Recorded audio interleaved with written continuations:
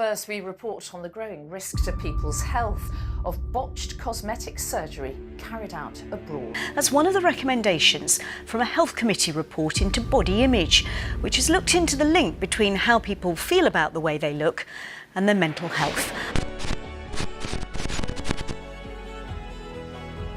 I'm Kat, 22. I'm Ellie. I am 23. My name is Kelly Marie Black and I'm 27. Yes, actually my Chinese name is Horan Chen and my English name is Rwanda. I'm 22. My name's Danny and I'm 21 years old. I'm Rebecca, I'm 26. Emily, and I'm 25. Beauty to me, it's such a tough question. I think beauty is in the eye of the beholder. I think that's a very old saying, but it's very true. To me, it's just about loving yourself, expressing yourself, and just being yourself. It's deeper than physical.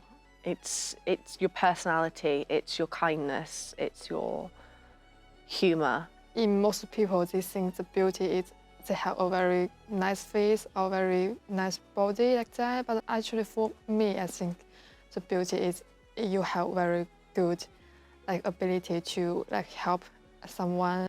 I think beauty can be a lot of different things, but to me it's kind of just feeling good in yourself, going out and thinking, I am the shit. It's a very good question. I think that beauty means something different to everybody. A lot of beauty, typically from what I know, involves things like skincare and makeup, but it's not really something that I pay too much attention towards. Yeah, I didn't think I'd do that. It's too early to be crying. I don't mind talking about it because talking about it helps me come to terms with how I see myself, but it is still hard because it's those thoughts that linger in your mind. No matter what other people tell you, you can only ever see it for yourself, and seeing it for yourself is a lot harder than I think a lot of people realize. 我觉得美不应该被定义，在我眼里也没有什么标准，就是可以就是大家的身材脸都有不同。我来到英国更发现就是有各种人种，但是每一种人都有就是属于自己的特色，所以美也是很多元化的。I think it's size 8, boobs, arse, filler, Botox.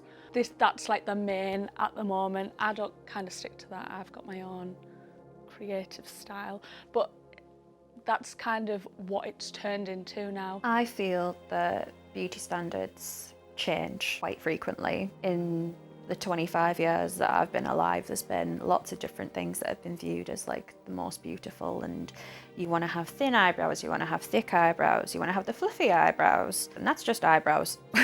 It changes so frequently. Tan skin, big boobs, big bum. And it's not a viable thing for a lot of girls. I know myself, I don't have half of the things that is valued as beautiful. But I know that when you look at some cultures, it's easier to fit into the demographic that they find beautiful. Beauty standards in my culture and country are probably tan skin, long hair. I would say skinny. Skinny used to be the beauty standard, but now it's more about a voluptuous body and curves and Kim Kardashian look, you know. In my cultures, because we have a 5,000 years old history, and also in my cultures we have a clothes the name is hanfu. It's very different from the another clothes from now, so I think that's is another type of a very good beauty. Yeah. 我是中国人嘛，我觉得我们国家美更倾向于就是优雅的，就是从古至今，我们国家就是一些文化中的美，有琴棋书画，这4样是我们国家的文化特色。I think the standard that I want, I think it's very easy to get to, but I think the unrealistic standards that are shown in media are totally unrealistic. You see people like Katie Price who've paid thousands for boob jobs, bum, fillers, and I just think I'm like, well, how can anyone afford that? Also, it just looked really unrealistic. I think I do tend to lean more towards like the queer stuff. Like, I take a lot of joy in watching drag queens and whatever do their makeup because they do the big colours and they have fun with it. I might not like myself, but I don't want to cover myself up. I'm not being funny, Brazil. Brazil body shape was for me because it like the big arse, the boobs, a bit of a tum. I live when I go out in cool quads. Yeah. And then when I'm doing chill stuff, I wear tracksuits. Yeah.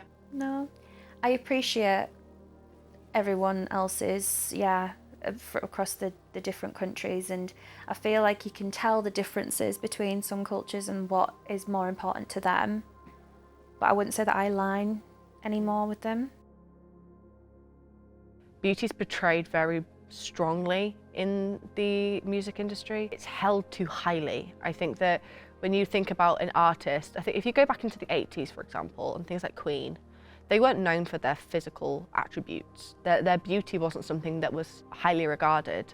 The thing that they were passionate about was the thing that they were known for. But nowadays, you might have little to no talent, but if you're a good-looking individual, you're going to get more acknowledgement. 我觉得是很重要的，因为音乐和舞蹈，我觉得都属于美的一种吧，它们属于艺术的一种。然后就是在音乐和舞蹈中有美感是很重要的。I do, but it's not a beauty that's necessarily physically in the person, it's more what it presents.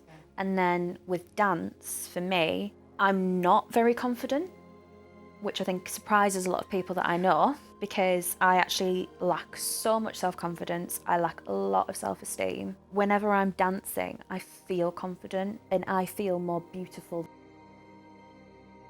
I can easily say no. It's hard to kind of say why I feel that way. I see beauty in, like you see the beauty in nature, but nobody ever talks about that in thing. You don't really ever get to see the beauty of somebody's inner person. It's media portrays things mainly skin deep. I think for me, I think beauty in the entertainment industry is fabricated a little bit. I think that there's a narrative that's it's not realistic to meet. I don't know other countries. In my country, it's like you must have very white skin, so and a very thin body like that. So everyone will like you. I don't think that's right. Yeah. The style of dance that I like is more the heels, the burlesque, that kind of aspect, because I feel more confident doing it. But a lot of the stuff that I'm seeing more recently is just so over-sexualized, and I don't think that is sending the right message for what dance is about. Hyper-sexualized, it's too much, and I don't think that necessarily sends out the right image to the younger generations.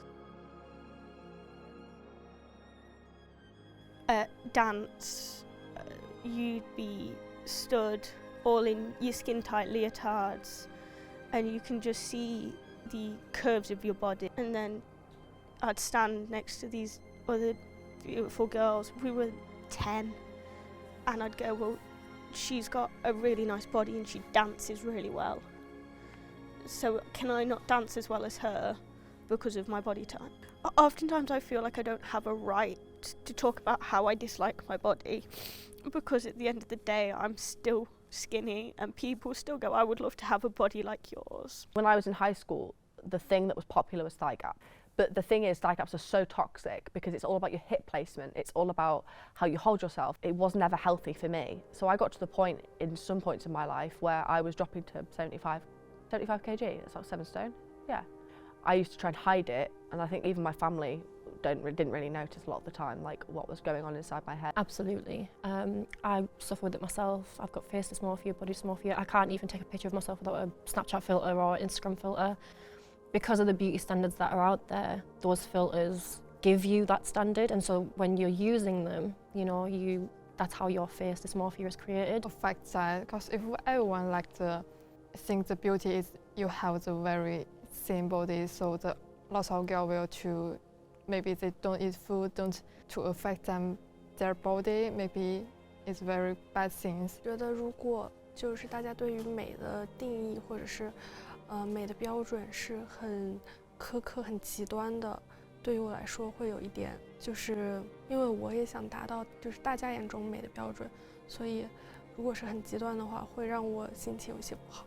100% the beauty standards have massive impacts on people's mental health, and as someone who works in mental health, I know that. But then there's the things of like not having a second chin, not having hip dips, not having a little bit of fat on your arms. I have none of the above. I have 3 chins, I have bingo wings, and I have saggy boobs. I embrace it now. It took me a long time to be able to, because growing up I was always the bigger friend.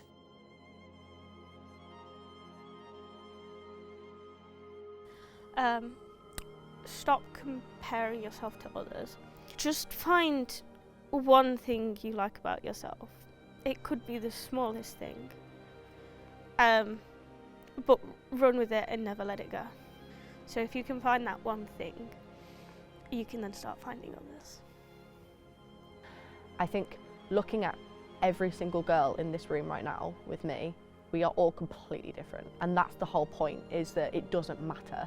You're not the same as anybody else. You are you. Like, you're the only person that gets to see your own face every single day till the rest of your life. Like, other people will see you and your family will see you, but they will not see you every moment of every day.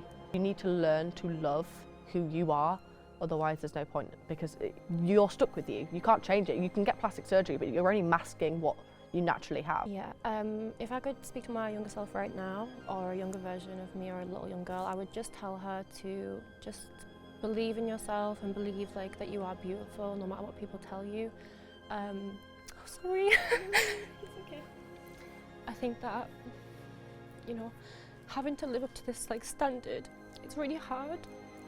And if you don't fit into it, you know, you don't feel like that you're beautiful. And I think it's really hard for girls in general to just go through this like painful experience of, okay, well, I don't look like these girls. And, you know, if you don't look that way, there's a good chance you're going to get a lot of hate or bullies, or... And I think in the long run, it really takes a toll on like your mental health as well, and just how you express yourself in the world. For me personally, like I had a lot of difficulty just accepting like how I looked, or, you know, trying to fit in with people. And I think that now I have a hard time making new friends because I'm always so worried about how people are going to look at me and perceive me. But I think that ever since I became a fan of K-pop and started to meet more people who are into K-pop, I feel a lot more a part of something. For my entire life I've always felt like an outsider, or like I didn't fit in, but now like I really feel like I belong in a community, and it's so heartwarming. 我觉得当时打开电视看 XO 的节目是一个很明智的选择，就是让我在很小的年纪就对美有了定义。然后 K-pop 文化也就是深深地影响了我，我觉得它对我产生了很积极的影响。回到12岁，我会更早一点了解 K-pop 文化。